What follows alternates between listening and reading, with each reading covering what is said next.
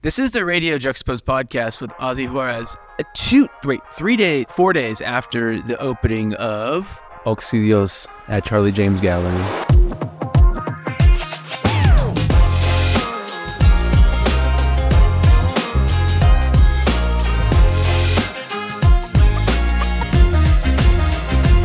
I think it's safe to say that LA painter and curator Ozzie Juarez is having a moment.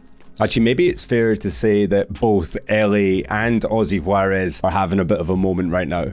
And we'll be the first to admit that this is a conversation long overdue. Welcome back to Radio Juxtapoz. My name's Doug Gillen.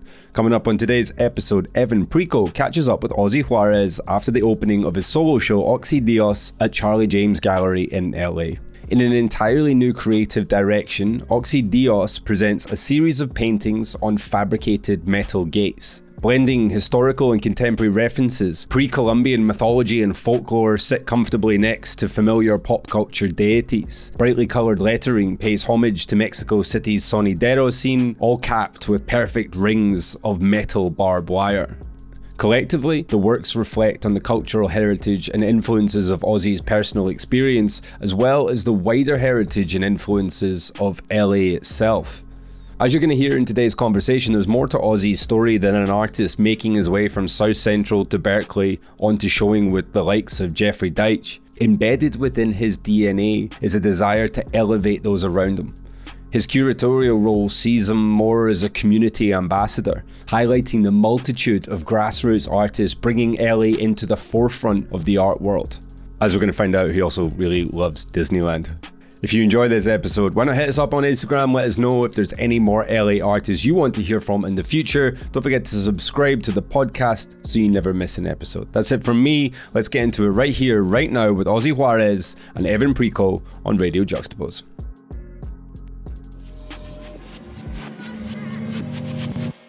it was like a pop and open. I missed it. But how are you feeling like when you said like that much support for like something that you had spent time working on? Like how does it feel like after an opening? Is it like a major come down? Yeah, definitely. There's a couple of days that I have to rewind and see what happened and little interactions that happened that I need to think about again, because it was back to back, like people after people, talking to someone, seeing somebody that I haven't seen in over 10 years, people from high school, people from college, people from all over the place, and new support and new fans and new people coming out. And it was so much. And Charlie was overwhelmed as well. He said that gallery space has never seen so many people in that history of that space. So that's kind of saying something, you know.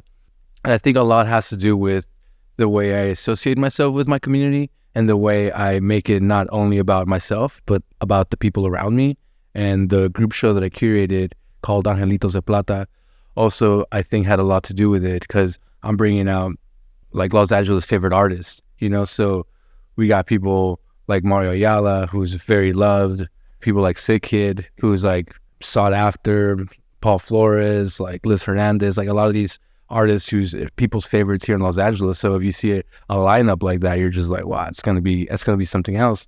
And of course, like with Tlaloc Studios, like most if not all our openings are poppy like that, you know. And it has to do with the way we bring the music and the ambient and the people. It makes you not want to put your hands behind your back, you know. It makes you want to dance. And Jeffrey Deitch attended the gallery, and he was like, wow, like I've never seen anything like this before. Like for people to be dancing at the gallery space with this many people for the support is kind of rare to see.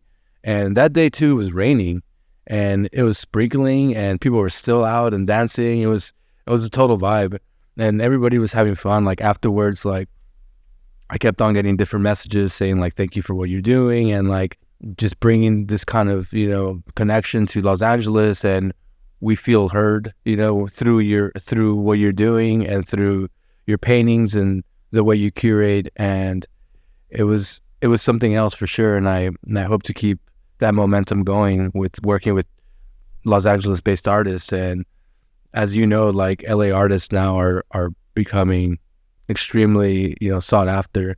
And I'm excited to be a part of this community and excited to help out my friends and people in Los Angeles. This is part of the whole conversation with you that I really wanted to have. And we've been wanting to do this for a while, is that this idea that people around the world are going to listen to this conversation, but Los Angeles at the moment, like you kind of embody the collective spirit of Los Angeles at the moment, especially because it's not just about you. It's about a group of people that especially you emphasize curation. If you could tell people who aren't in LA and they're about to come to Los Angeles for Frieze, let's say, what is happening in Los Angeles right now? So right now in Los Angeles, there's a strong collective of artists who are all friends that are making work together or in communication or side by side. And it's a really strong, really, really, really strong connection between them. And it's something that it's not seen around the world. Like I've been having this conversation with other artists and other curators and gallerists, and people in like New York and other places is very segregated. It's not all connected. You know, there seems to be like this friendship, this support from one another that comes to exhibitions, that works together, that collaborate together a lot. And I feel like that's what's becoming so important about Los Angeles, that it's not just a me situation, but it's a whole unit. I feel like in the New York scene, like in the 80s, there was something like that happening where people were coming up together, and it wasn't just one artist who was singled out and was like, okay, this is the person. No, there was this collective, this school of artists that's happening. And I feel like that's not necessarily happening right now in New York, but it's happening here in Los Angeles, and more amongst the Latino community, which is something so fresh. And we're bringing a whole total different aspect to what art is, or what people think is art, and bringing different mediums, and everyone's getting inspired by each other. And it's not like a competition, you know, it's more of like, I mean, it might be a competition, but it's really friendly. I go from studio to studio here in Los Angeles. Like I'll go to Devin Reynolds' studio, we'll talk shit, like chop it up and like talk about what's happening, and you know, and even being kind of like, you know, competitive, like, oh, you better be in the studio, man, I'm coming after you, you know, like type of vibe. And like I feel like that's important to have like that connection between other artists. And here in Los Angeles, like it's happening, and I feel like this has all been happening within like the last 3-4 years, you know, that it's been coming tighter and tighter, and more eyes are coming to Los Angeles, and more people are looking at what we're doing. And I think it's just going to keep getting stronger. And with the show that's coming up at Jeffrey Deitch Gallery, it's included 12 different artists from Los Angeles who are all, like I said, like are all friends, are all working in this circle and kind of getting inspired by one another. And that's going to be something special. And the group there that Jeffrey has chosen has definitely made a big impact on what Los Angeles art looks like. I think the thing that makes it so fascinating, and you can speak to this, is that it's not like it's just coming from like the graffiti world, or it's not just coming from a design world. It's not just coming from art school. It's like coming from all those different places. And I think that's one of the things that makes some of the, like even especially the group show you just curated, or the last couple of ones you've curated, but like the one that was downstairs in Charlie James, it's like everybody's coming from a different background, which is like really refreshing as well. For sure. Even like you were saying, like there's so many avenues where this art is coming from. I think that's why it makes Los Angeles so special, because we do have this long history of graffiti. And to be honest, like a lot of my favorite contemporary artists now were graffiti artists, were graffiti painters, you know? I think there's something to say about that. Graffiti is definitely influencing the way we make paintings, and the way we approach composition, the way we approach color, the way our aggressiveness, where it's like our paintings come out, you know, there's a certain type of aggression, that sort of punk rock, you know, that like speaks through our paintings. And I think that has a lot to do with graffiti. And now more than ever, like a lot of my friends who were painting graffiti in like the late 90s, early 2000s have been reaching out to me and being like, hey, Ozzie, how do I start making paintings? Like, how do I break into that world? I see a lot of you guys like making paintings and showing in the galleries. Like, how do you go about that? So a lot of my work now also is helping artists kind of transition into that, you know, even from like this, people who are into like design backgrounds or like illustration backgrounds that are not necessarily into the fine art world. Like part of my job is to help my friends out to transition into that if they really want to do that, you know? let's just go back to you as a kid. Let's just say like graffiti is how you started in a punk rock sort of way.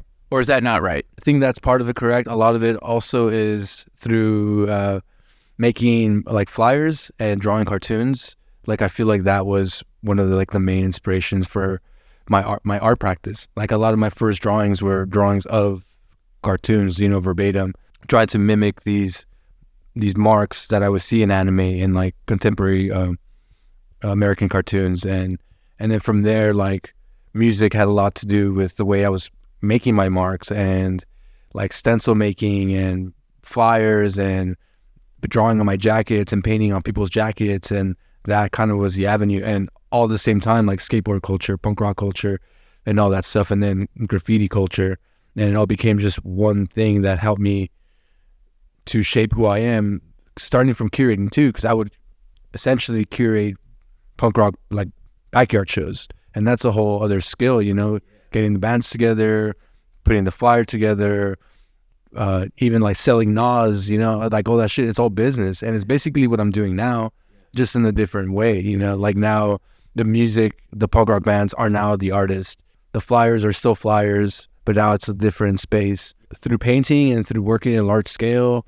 and learning about composition and letters and colors, absolutely through graffiti, because I didn't have like a formal education, art education, like in high school. Like I never took an art class. Like I was taking ESL classes, which is English as a second language classes, and so I didn't have like an elective, so I couldn't get a painting class or an art class, so I would have to like learn how to speak English, and then, you know, another English class. So I didn't have any art classes growing up, not until I went to community college, which is Santa Monica College. But before that, like from the age of like 13 all the way till like 20, I was just painting graffiti and like looking at art posters and like Juxtapoz magazine, you know, and like looking at these kind of stuff and being like, oh, okay, like that's what it is. Or like looking at tattoo artists who are like, you know, making illustrations and things like that, and graffiti, but it wasn't like a formal education in art, you know?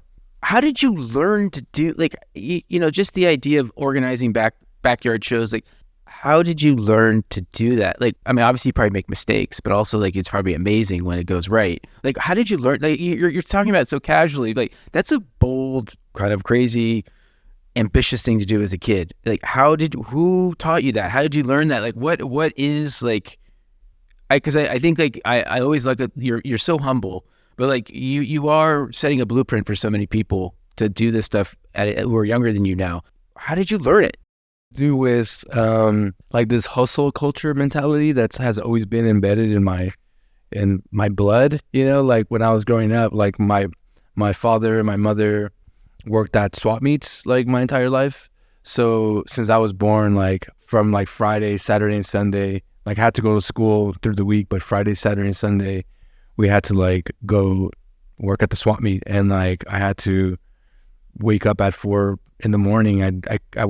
I never was a kid to watch like morning cartoons because I couldn't, because I was working.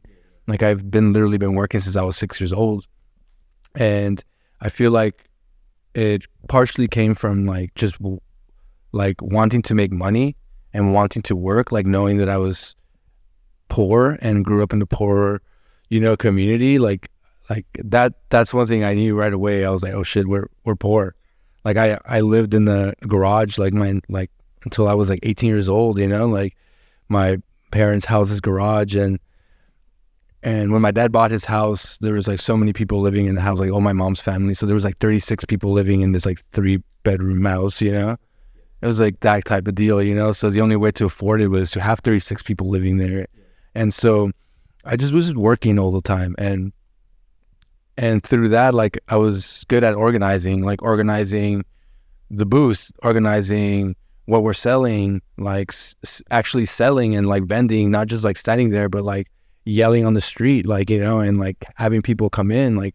And my dad was always a hustler, and like we would go garbage diving, like finding objects and fixing the objects and reselling them. So like that's all I knew, you know, like making things look pretty. And so I think it started from those like organizing skills and being able to like set up a whole structure and set up the booth and then bring it back down, or even selling with other people. Like at some point, like my dad didn't really need my help anymore, so I would set up the structure, set up the booth, and then I would go sell for somebody else. So I would go sell sunglasses to this Filipino guy from like the age of 10 to like 17 years old, you know? I would just like sell things, and like I was good at it.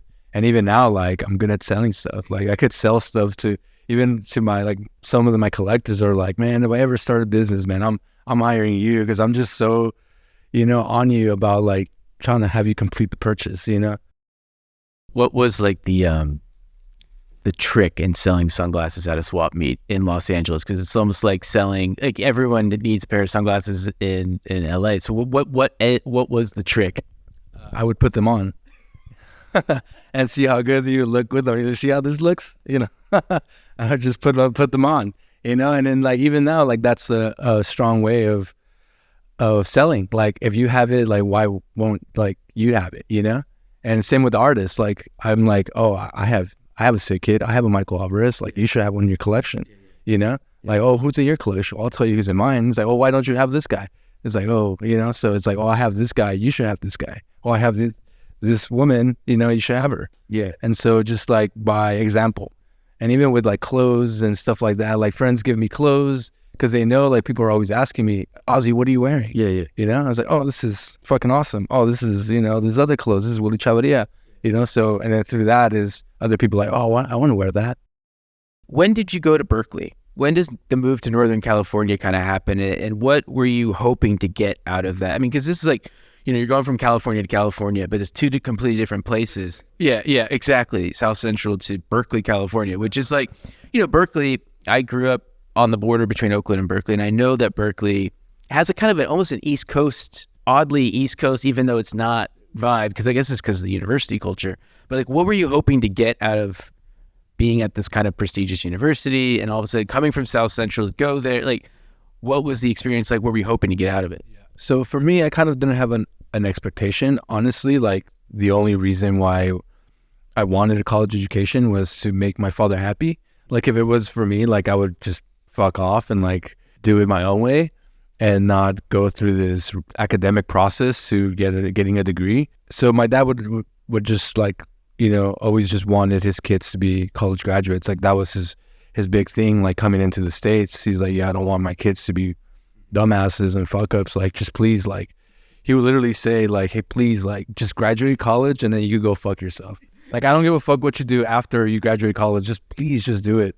And so it took me a long time to like do that, because I would work a full-time job while I was going to community college. I was working at American Apparel during the time, like 2012, during the time that was like skyrocketing, before Dove fucked it all up.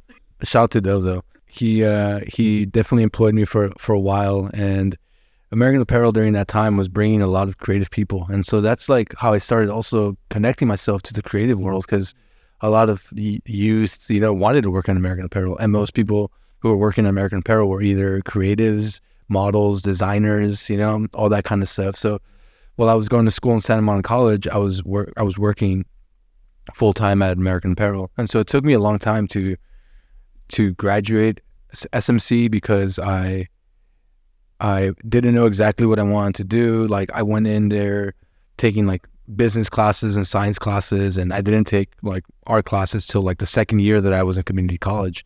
I think it took me like almost 5 years to get out of community college, which is a pretty long time, you know? I mean, at least I did it. Some people like never get out of community college. And the professors there were amazing. So it just made me want to really study art.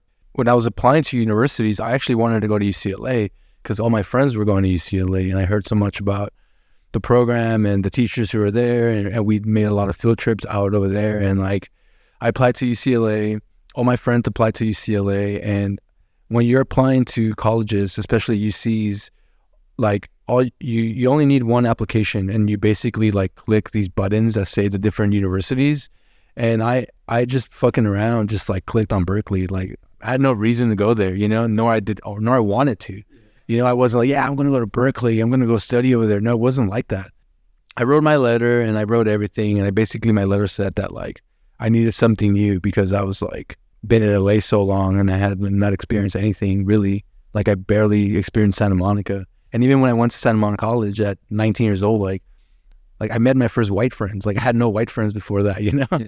Like it was all like Latinos. Like I grew up with Latinos and black people and some like Cambodians, but like it wasn't like that. It wasn't like seeing white people. And so it definitely exposed myself to all different kinds of things, like taking the bus like every day, like 6-hour commute from like South Central to Santa Monica every day for like 5 years, you know, determined, you know, and then going to work too. It was just so much. And that also just comes from the hustle mentality, you know, that I'm just going to do it, like whatever it takes. And I got the news that I didn't get into UCLA, and I was so devastated. I was like, all my friends got in. I was like part of this program called the Art Mentor Program in Santa Monica College that was run by Emily Silver and Carlson Haddon, along with Ron Davis, who was the chairman of the art department during that time, who passed away already. But that man was incredible. But they would help out all these students get into, if you got into that program, it was almost guaranteed that you would go into a 4-year art program or whatever art program you wanted to go to. All my friends got into UCLA, and I was like, fuck, dude, I fucking suck. Like why didn't I get in? Like, what was going on? And then Ron tried to like pull some strings and like get me involved with like USC, and maybe if I could like apply late to USC, maybe I could go there. And then like one day after coming back from school, I was like super bummed out. I actually get a physical phone call from the School of Berkeley being like, hey, like you got in. I was like, this is a joke. Like, what do you mean? And I was like, well, this is the only school I got into. Like, I'm going to go, you know? Like I had no expectations, and I went to go check it out, and I was like, and I told my brother about it, and he was like, dude, this is Berkeley. It's like one of the sickest schools ever. Like, that's fucking sick. And I didn't know anything about the art program, but as soon as I got there, I just fell in love. Like, Berkeley's a whole different world. Like, you feel like you're in Harry Potter or some shit, you know? You're just like, what the hell? Like, the structures, the history, like, everyone's so smart. Like, you just learn so much. And when I was there in that school, like, I gave it my all, Evan. I gave it everything I had. I was like, well, I'm here. I'm not sleeping, you know? I'm just going hard. And I quickly became, like, the program's favorite. Like, I won all the awards. I got the honor studio. I got a 4.0. I was just, like, on top of my class in every class. Like, what were you painting? Like, what was Ozzie's work looking like at this point? And were you starting to feel like you were coming into your own? Because as you said, like you're in your mid-20s at this point. So what was the work looking like, and what were the professors telling you? Right before I got there, I was working on this whole series, so I really wanted to learn how to draw perfectly. Like, I was really wanted to just like learn how to draw portraits, learn how to draw anything in sight. And so in Santa Monica College, that's what I was doing. I was like painting portraits, drawing portraits, like drawing things hyper realistic. And I remember one time one of my professors was like towards the ends of community college, she said to me, Ozzie, like, you know how to draw like really good. So what? You know, like, so what? Like, everyone knows how to draw really good. Like, what are you going to bring really? And my other professor said the same thing. He's like, okay, Ozzie, like, you're drawing these portraits, but like, you're not bringing anything new really, you know, like, you know how to draw. That's cool. But like, and that was awesome, because it's like, I didn't really understand them at that point. I was like, well, isn't this what art is about? You know, learning how to draw really good. And so I made this whole body of work in Santa Monica that was like portraits of my friends and like things like that on like wood panel, and they were really beautiful. And then when I got to Berkeley, I was like, well, I'm going to switch it up then. So I started working with images of cartoons and images of like still shots of pornography. It was this weird like experiment, you know, of like shapes of like negative spaces of like pornography scenes mixed with like signage and like cartoons and like pop and like things like that. So it was a lot of that, you know. It was like really poppy, really colorful, but that led into but when I was there, I was doing a lot of drawings of these patterns that I was making that led into the series that I did like after college, which was like my last series with like the pattern making and all that stuff. So during college, I was making those patterns, but I wasn't showing them. I was just like working on the side, like making this stuff, because I was like, they're not going to get this. Like, I'm going to keep this on my own, and then I'll bring it out later. And so I was working with this super hyper pop images and cross sections of cartoons and creating these like super interesting compositions, and people really liked them and they were really fun, but it wasn't it wasn't it, you know. It was something that I felt like a lot of people were doing, and I just wanted to like stray away from that. And so when I left Berkeley, I started painting portraits again, actually, but for a patron. So I painted, you know, the restaurant Moose's and Frank's. So I painted like 40 something portraits of the bartenders and waiters there. And so I was like, I picked up a job doing that, and I picked up a job doing portrait painting. But on the side, like I wasn't doing portrait painting. I was still doing this super graphic artwork. And so it's cool having the different range, you know, of making art, and has helped me so much with what I'm doing now, because all the paintings that I made for my current show, OXI-DIOS, are very figurative as well. And I wouldn't be able to do any of that if it wasn't for the backgrounds and things like that. And so it definitely has changed a lot, but I feel it's still similar of the stuff that I'm doing. What was kind of the craziest job you had after art school? Yeah, so it's kind of interesting because like it's kind of a fucked up story. But as soon as I graduated college, like I had these friends who were Native American, but they were like, you know, pale and blue eyes, blonde hair, like 1/8 or something like that. But like their family was really associated with the Cherokee tribe in North Carolina. And so as soon as I graduated, I had these friends, and they asked me like, "Hey, Ozzie, do you want to move to North Carolina and help us like repaint murals and redo the entire city and kind of repaint signs?" And like I was like, well, that sounds amazing, you know, like we'll give you a place to live and like we'll pay you. And then like, and so like literally the same day of graduation, like they made me drive straight 3 days straight from Berkeley to North Carolina Cherokee, like no stopping, no nothing. And like, and when I got there, it was like the most horrible experience of my life. Like they actually were just going to take advantage of the way I look like, because I look Native. And so they basically wanted me to dress up as a Native American and do henna tattoos in their like trading post. I was like, are you fucking kidding me? Like you took me out of where I needed to be to do this bullshit, and they had no job for me. They had no murals for me to fix. They had no nothing, and they just basically wanted to use me for my look. And I was like, I was so pissed off. Like I wasn't even there for 3 days. I was like, I'm going home. Like, and it kind of fucked me up because I really wanted to stay in Oakland and in like Berkeley and San Francisco for a while, because I was building connections. And like I left like right away, and I took all my stuff, and I was like, well, I'm not gonna, and I got rid of my housing. So I was like, well, I'm not gonna go back to Berkeley. Like, all right, let's move to LA. So moved to LA, and then I got commissioned to do a portrait of this patron, and then I got paid kind of really well. And I said, well, I'm just gonna go to Mexico City and like see what I could do out there. So I went to go live in Mexico City for a year, and I was just like locked up in my studio, just painting and like singing and dancing by myself, you know, just kind of like I wanted to be away from everyone. And it was really awesome. And like I really hold down a different skill, and I wasn't really worried about showing at galleries. And like I was just living this like simple life. Like, okay, I gathered some money, like I'm gonna go live in my parents' like childhood house in Mexico City. I'm like surviving on like a few dollars a day, you know, like super chill. Like I got all my materials, and I was just painting for a year, like, and all the art that I made there like still stayed in Mexico. Like it's still there, and like my dad's childhood house. And during that time, Donald Trump became president, and like I was like, man, like what's going on? I got to go back to LA. Like this is crazy. So I moved back to LA, and that's when I started painting these portraits. And the patron, he has been a fan of me for a while, and he just wanted to help me out. He saw my skill, he saw my passion, and he was like, let me just like, you know, commission you. We could hang out. And we became really good friends. He passed away already, but he was like 75 when we were hanging out. And he would pay me really well for each portrait, and like I made so many of them.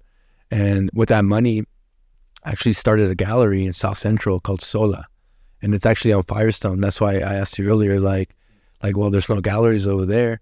And so I opened up a gallery there. And during that time, like, I didn't really have any connections. I just had like an idea. I knew that I wanted to keep working with my friends and artists, and like this idea of wanting to be part of the art world was still in me, and I always wanted to be part of it. And so it was like, well, if people aren't really giving me an opportunity, well, I'm just going to start something. And that's how kind of everything started. Like, even with the gallery space that I have now, it's like, well, things are happening. Well, I'm going to do it. I'm going to take it on myself to do it. Like, this is not happening. Well, I'm going to make it happen. You know, like, why can I make it happen? Of course I can make it happen. I started a gallery on top of an alternator shop in South Central, and it did really well in terms of people coming out, but I'd sold nothing. I made no money. I lost so much money. And during that time, like, I was showing artists like Jaime Munoz, like, when he was barely coming out of college. Like, Sharif was barely coming out of college. Alfonso was like barely showing. Like, Lizette was also barely showing. And so giving these people their first exhibitions, like, I didn't have the connections yet, so nobody was buying. Nobody was really interested at that point. And I feel like I was totally ahead of my time, because like all those artists now, you can't even show them.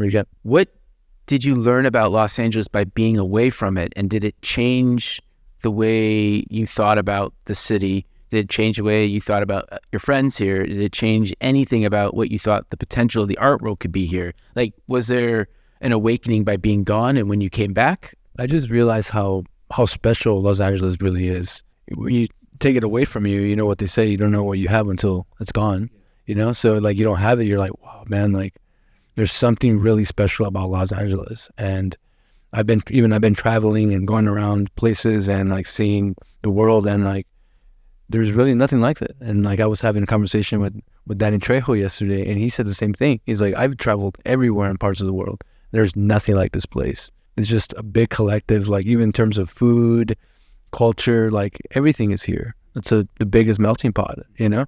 And I think there's something special about all the different ideas and minds and cultures that happen when you come together. Like, a new breed of information happens, and a new crossover of visual language is created from all this different connections and collision between all these different, you know, ideas and sources. So that's where I got out of like leaving and being away, was that like, I need to be back there, especially being born and raised in Los Angeles. Like, I feel like there's some sort of merit that comes to that, you know? Like, as you know, like, not many creatives are from Los Angeles, you know, born and raised in Los Angeles. Everyone's coming from all over the place. And so it's really rare and special to see someone from South Central Los Angeles even. Like, sure, I know a bunch of my friends, some of my friends that are, you know, from South Central that are making it, but it's rare still, you know? Like Elmer Guevara, he's like one of them that comes to my head. Like, he's, you know, South Central guy, and just making amazing artwork, and is paving the way and is showing people like, you know, our younger generation that it's possible, that you could be doing this kind of stuff, that you don't have to be working at a factory. You could be creative. You could be selling paintings, you know? It just takes a lot of time and effort, you know? You listening to Ozzie Juarez and Evan Pricco in conversation on Radio Juxtapoz. Coming up in the second half, we dig deeper into Ozzie's practice, his motivations, his influences, and a whole lot more. Let's get back into it right now on Radio Juxtapoz.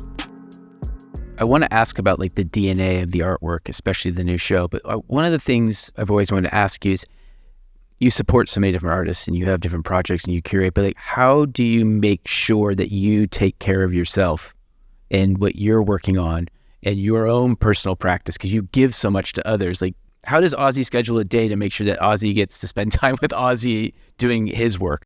I guess it just has to, since I do focus a lot on different projects, I do have to set schedule aside. Like, it's kind of hard for me to do all of it in one day. So what I do is I'll leave it in weeks. So like, this week I'm going to do this. This week I'm going to do that. Like, this week I'm like taking care of nobody but myself. Like, next week I'm calling everyone.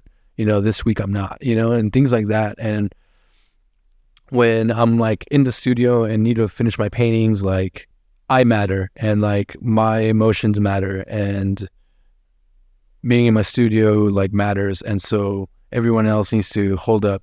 And people are always asking, oh, when's the next show at Tlaloc? When's the next show at Tlaloc? I'll be like, when I finish this work, then I can have time to think about this stuff. But there has to be times and moments where all of it's happening simultaneously, and the way I do it is just organizing myself, like setting up a calendar, setting up moments of like, okay, this needs to be done, this needs to be done, this needs to be done by this time. Like, if you don't finish this by this time, then this is all gonna fall on you. Like, and also working long hours, like people think I'm joking when I say I work 18-hour days, For this last show, people are like, oh, how long did it take you to make this work? I was like, 3 months. Like, that's it? Yeah, but like I was working 18, 16 hours every single day. It's not like I was playing games and just like hanging out or going to the bar or stuff like that. Also, I just recently went sober too. Like, I have like 11 months sober. Yeah, that also has been a big change in my schedule, Like, now I don't like wake up and hit the bong, Yeah. So now I was gonna just wake up and like do stuff so I get more things done. Now there's no hangovers, there's none of that. There's more time for me to schedule things with people, and I feel like now with this show, I've been getting so many people to try to communicate with me and like work on things, and so it's just really exciting. So I just need as much time as possible. Let's talk about the new show, because we could talk about the patterns, and I do want to know like some of the DNA of the pattern work that you did at OXI, because I love that. I really love that show. But this particular show, because it's out now, it opened just now, and it's so, I love it, and I love how industrial it is, but also how fun it is, and how you kind of show off your painterly chops on this one a lot. So the DNA of the work is Mexico, but that's so simplistic to say that. So like, you have to kind of walk me through like what this show is and like how your lineage, the West Coast lineage of just the West Coast of North America, all that like fits into this body of work. Like you were saying, it's definitely Mexico, but it's also Los Angeles, because Los Angeles is Mexico, so just strongly influenced by the landscape. Like, that's how like the metal pieces came about. The way those metal gates first came is because at my studio at Tlaloc, I rent from this welding company. So there's a welding company behind my studio, and these guys tear apart old gates from South Central, from Los Angeles, from all over the LA district, and then they bring them back to the space, and then they go make new ones. So there's like a junkyard of just metal scraps in back of my studio. And so that's how I first started painting on these metal gates. Like, my first metal gate painting was at the OXI Project's solo show, and it was a big metal gate with like patterns, and like that's when I barely started, bringing images like Goku and like contemporary pop culture and cartoons, and then mixing them with patterns. But they were on these big metal gates, and when I painted on this gate, there was something so fresh about it and painting on it that was so liberating. Then I started exploring more of it, and I was like, well, I'm going to make more of these. But then during the process of making these, I realized that I just wanted the imagery to be at the forefront and have the patterning disappear slowly, to just kind of make a transition, not a hard cut, but a transition. And so when I got asked to make a show for Jeffrey in Miami, for Miami Basel, I said to myself, well, I want these metal gates to be a part of it, and I don't really want to paint on this stucco like texture anymore. I want to make these fences. So I got the idea of fabricating the fences, and not just sourcing the fences, but fabricating them in a smaller size that seems kind of odd. You look at these fences and you're like, wait, did you take them away? Where'd you find these? Like, that's like people's like number one question, like, where'd you find these fences? And so like I fabricated all these fences, and I rusted the fences, and that also came from my skill as a scenic painter while I was working at Disneyland. We have to talk about that at some point, if you're allowed to talk anything about it. Yeah, so I was working at Disneyland for 4 years, and like some of those skills came into my show, like made their way into the show, even with texture stuff and like the oxidizing of paint and like how to take care of all that stuff, like came from that. And so I kind of like to put together all the stuff that I know and kind of put it in a, in a bundle.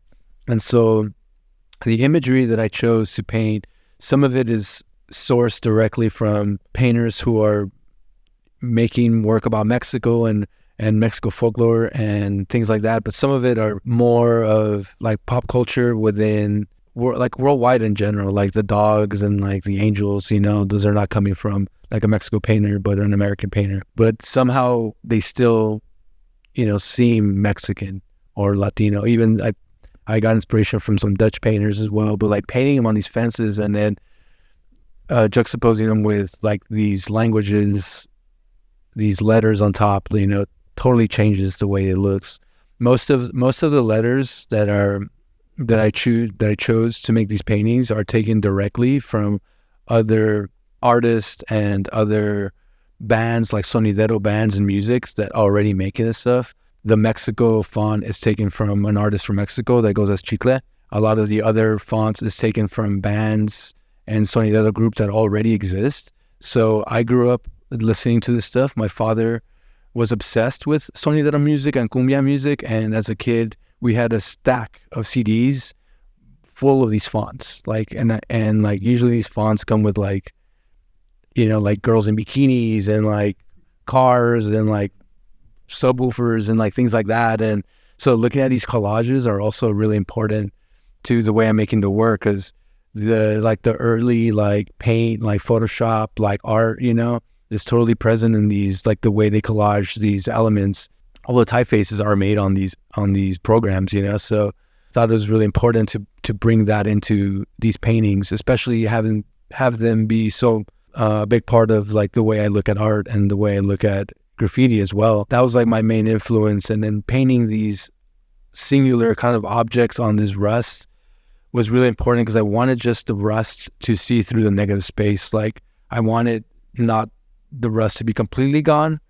Hence the show, the name of the show is called OXI-DIOS, which I got the word from oxido, which means it'd be oxide, and then Dios, which means God. And a lot of the figures inside in these paintings are, for me, are resembling godlike figures. Like the horses for me are godlike. Dragon Ball Z is godlike. Popocatépetl and Isla Siwa, there's the two deities. Gods are godlike. Like dogs are godlike to me, and like things like that are that I decided to paint in this series. Yeah, for me, painting on the rust also came from graffiti. Graffiti writers are addicted to catching a streak tag on an old rusted piece of metal, you know? Like there's nothing more smooth, more satisfying than laying your yellow or white streaker on a red rusted surface, you know? It's like there's something so gratifying about doing that, you know? And so when I first rusted these surfaces, it was almost of an accident, because when I had these metal surfaces, I was originally going to paint them gray and then paint on them. But then I saw that there was like a bit of rust on one of them. I was like, well, let me see if I could like put a little bit of rust on it, like little splatters of rust. So I made this chemical compound juice thing, and I poured it on the surface, and I was like, oh man, it's not working. Like this is like, it's not working. And that was like during the end of my night at the studio. So I left. I came back in the morning and it was all orange red rust. I was like, oh shit, it worked. Like so cool. Like it worked so fast. And I was like, well, I like this way better than the other idea I had. So I was like, well, let me just rust everything. And so that's where kind of it all comes from, the process, you know, from being in the studio, from like trial and error and seeing what works or what doesn't work. But yeah, so this series is taken a lot from imagery that I'm inspired by, and imagery that makes a change in the way I look at art, and just kind of paying homage to those people, and then painting them on these fences as of like things that already exist too, you know. Like some people are also like, oh, did you find the whole fence like this? You know, it's like, what do you mean? Like, how did you even think that, you know? But yeah, so I wanted to make it look like something that already exists. So that was important. I'm really glad that you explained that, because I think a lot of people probably saw the show and like, oh, he just found objects that he's painting on. Like, I like the fact that you explained that you fabricated that yourself. And I think that's like the kind of completes the entire experience of seeing the show, is that it's like, it fits, and this is going to be an interesting segue, but it fits the idea of Disneyland. Yeah, it fits the idea of that for sure. And it's all about storytelling. And when I was like working at Disney, like that was the main thing that the Imagineers that I would speak to are like, you got to like tap into these people's minds, you know, you got to tell the story. Like I worked on the Star Wars like world universe, and there was like so many little things that are like, okay, Ozzie, you have to do this scratch mark over here on the beginning of the elevator because people with their guns like come by and scratch this all the time. Also, like when you live in a house for a really long time, like the switch light, you know, there's more marking on that than the other thing, or like on, you know, different marks that happens from living there for a really long time. And so like different elements like that tapped into these body of work where I was like, okay, well, this area is going to be more dirty, or this area is going to be more rusted. So this is where like the natural kind of thing happens, or like things would manage this way if it was an actual gate. And so a lot of those skills transfer over that way. And it was so fun, like working at Disney. I worked there for 4.5 years, and it was so brutal because we worked so like long as hours, and it was every single day, sometimes Monday through Sunday for fucking weeks on end, you know? Like there was moments where I worked like 50 something days, you know, back to back, like, and then still going back to my studio and making paintings, you know? I assume though, what's really amazing about that is that, first off, I think it's really amazing for a painter to know that's like to work in that environment and know so many people are going to see what you've done, and like kind of the sort of pressure, because like people who go to Disneyland, like that's a big family trip, or that's like a lifelong goal. So like you're actually creating a world that people are like so looking forward to. But also like just the idea of having to finish stuff. And I love this whole podcast, this whole conversation is you have kind of, even when you were sort of like on the fence about things, you always finish things. I think that's like kind of a really great lesson that you've kind of sounds like therapy, but like you do like follow through and finish things, which I think a lot of young artists probably need to hear, that finishing things is really important. For me, I just get some sort of like, almost like get depressed if I don't finish something, you know? Like there has to be that bowl at the end where I'm like, okay, it's done. And working at Disney like taught me from seeing also like a project from literally from nothing, from Grubble to all the way to spotless, shiny thing, you know? And seeing like the amount of detail in that, and like it's just so rewarding, you know, getting to do everything and like nitpick. And I was just so on point, you know, with that stuff, especially because it has so much practice, you know. And from prior for that too, like just like being in the studio so long and being so precise with the things I do. And that when I was working at Disney, I had 2 nicknames from the people. I had the nickname Solar Panel, because I wouldn't eat. I would just like work. So it's like, how does this guy do just like solar panel? This guy just works, just needs the sun and just does it. And then Eagle Eye, because I would just like know exactly what's going on, because I had a team, you know? So like have people do stuff, and I'll just come to a site. I'll be like, all right, this you missed that, you missed that. It's like, how did you see that? You know, I think just training from like seeing, even with my work today, come into the studio and I'm just like, all right, okay, no, I got to change this, I have to do that, like this is missing, that's missing. And so yeah, so the practice and experience from just doing something every single day, you know, for hours on end, you can get good at it, you know. So yeah, so there is an importance of starting something and finishing it, and there's like a reward that I get in my heart and my gut and my brain where I finish something and I just get so happy, you know. It's so euphoric when you get to imagine an idea and then see it come to life full through. You're just like, oh shit, I did that. I could do that. I wonder what else I could do. Eagle Eye. I wanted like this is because like you are culturally in LA like an Eagle Eye. Like you have the ability to kind of find things and bring shows together and do it with a thread. Like the Eagle Eye is a great nickname for you. how often are you surprised now? Because you are paying attention to so much stuff. Do you find yourself being like surprised by a new artist that you see, or like, yeah, 100%. yeah, I get surprised all the time, and like I love that. Recently, I'm going to shout him out on this podcast because I've just been geeking out on his work so much, and with my friends too. But Andrew Park, he's a airbrush artist here in Los Angeles. Wow, dude, that guy is good. That guy's good, and I see a lot of airbrush. You know, I look at it a lot, and I know what's good.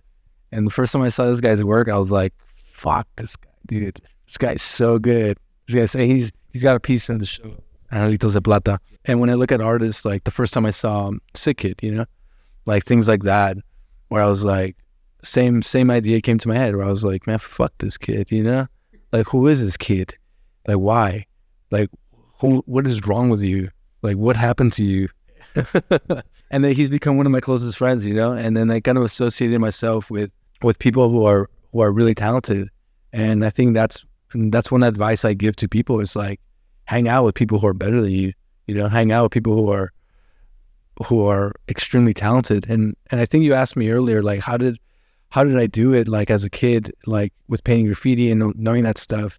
I think that was one big factor, was that I would hang out with guys. I was 16. I was hanging out with guys who were 30, you know, who had already 10 years, 15 years of painting graffiti experience, you know. And like, that's how I did it. He's like, how did you get so good in 1 year? It was because I asked all the right questions, and I was hanging out with the right people, and I was looking at them. Like, I'm really good at learning through watching, through seeing people. So like, you don't really have to explain to me verbally how you do it. Even at working at Disney, I'll just see like the main heads, the main people like doing something. I'm just like, oh, that's how you did it. All right, easy, you know? So I could like take something, see how you did it, and perfect it, you know? I think there's a sense of humbleness to that. And I think that's why I've said it earlier too, that you're humble, but you're hungry, which I think is like a really good way of describing sort of what's happening with you at the moment. Is there's a hunger and a humbleness of getting stuff done. I want to, because this podcast will come out, and the show with Deitch will happen right, you know, after the podcast comes out. What can you learn from somebody like Jeffrey Deitch, who is obviously older than us, but also just like somebody who's older but is still paying attention and trying to learn, and also his curatorial chops are evolving, and he doesn't stay too stuck to one idea of what he's supposed to be. Like, do you learn something from kind of the older generation of curators and gallery owners, like that kind of is inspiring you? 100%. And I think that's why I've been moving rather quickly, is because of me working with people like Roger Gatzman, you know, and then Andrew from ThinkSpace and Jeffrey Deitch. I'm hanging out with people that have 20 plus years of experience more than I do. And that's like how I was saying earlier, kick it with people who are better than you. People kick it with people who are more experienced and more successful than you. You know, it's like, it's only right that if I follow the steps of Jeffrey, to follow the steps of Andrew and Roger and all these guys, that I'm right back there, you know? I'm like going to reach those potentials and to reach those goals, you know? And I see the way Roger works, you know, and how many projects he has on his plate, busy as man, you know? And same with Jeffrey. Like, I see his goals. I see the way he works. I see the way he carries himself. And like I said earlier about like mimicking somebody and looking at somebody and not necessarily asking them questions or like having them to hold my hand, but just by being next to them and observing them and taking those tips, you know. I'm a great listener and biggest observer. So like, that's all I need to be, you know, just looking at somebody and be like, oh, well, he's doing that. This is how he did it. All right, I'm going to do that, you know? And so I'm so blessed for these people to be in my life and being able to work with them close by. Like those three guys I mentioned, like are doing it all, you know? And with that support from these guys, you know, it feels really, really well, you know, it feels really good in my heart. And you know, all I want to do, and they see it in me too. And that's why they want to work with me, you know? They're not like, oh, this guy's slacking off, this guy's a dumbass, like, why are we doing this? No, they're like, oh, we see this kid, well, let's support him. What do you need? How do we help you? And that feels so good. I'm like, man, what did I do to deserve this?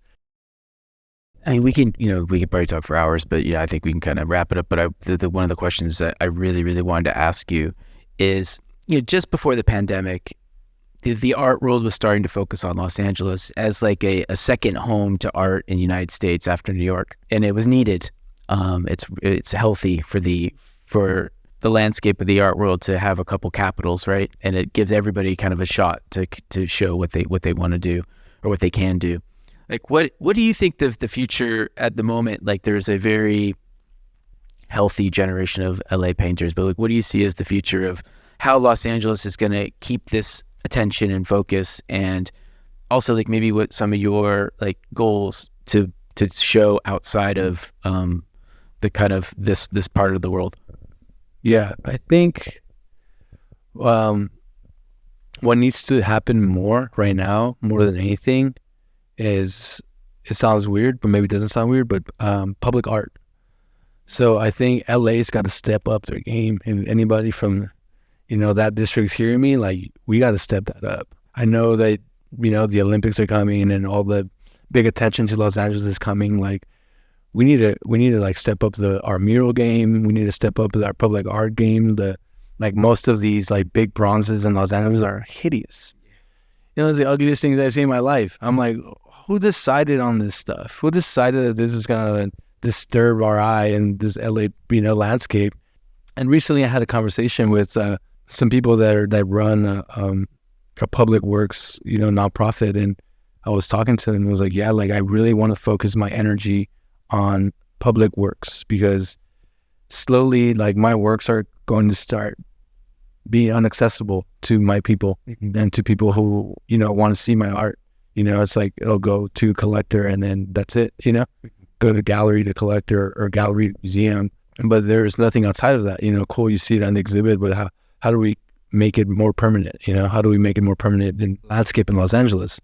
So my goal is to start working with that, and also not just myself, again, like working with other people and creating these public works, talking to my favorite muralists or my favorite painters and being like, hey, we have this wall, we have these people, have these resources, let's talk to these people. Okay, we have this sculpture idea, let's do it. And I have these ideas too for like new, like concrete floors, and like putting patterns in concrete floors, and just like little things to kind of beautify the city a little bit more, and create more art for the public in that sense, So I feel like that's where it kind of needs to go, because gallery painting and like gallery stuff and studio practices are never going to leave. It's never going to leave, their studios, and it's just going to go unseen from studio to collector, studio to collector.